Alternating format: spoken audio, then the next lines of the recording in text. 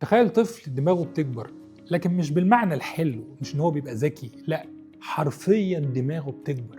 ده بمنتهى البساطة بيكون سببه ان في مية بتتجمع في المخ، المفروض تتصرف بشكل طبيعي وما بتتصرفش. بتعمل اعراض على المريض ان هو حجم راسه تبدأ تكبر، تبدأ الأوردة تظهر في فروة الراس، العين تبدأ تبص لتحت، في عندنا جزء كده من الجمجمة اسمه اليافوخ، نلاقيه منتفخ وشديد شوية. ده كله بقى اسمه ايه؟ اسمه استسقاء الدماغ. الأعراض بتختلف على حسب السن. في الأطفال زي ما قلنا ممكن ده يحصل في السن الكبير، وارد طبعا. أعراضه ساعتها بتكون عبارة عن صداع، عدم التحكم في التبول، مشكلة في المشي، يبدأ المريض يكون عنده مشاكل في الذاكرة. عايز أقول لك على حاجة، ناس كتير ممكن تقول إن الراجل كبر وخرف، لكن هو عنده مشكلة عضوية محتاجة لعلاج. طبعا العلاج بيكون عملية بسيطة جدا، وهو تصريف المية اللي بتتجمع.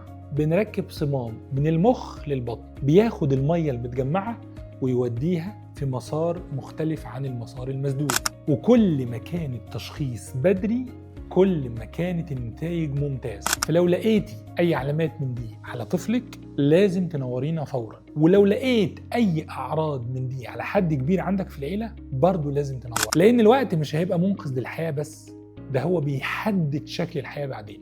لو عندك أي أعراض حاسس بيها، أو لو في حد قريبك حاسس بالأعراض دي، تقدر تسألنا في الكومنتات وإحنا هنرد عليك. خليك فاكر إن التشخيص الصح والمبكر بيغير شكل حياتك.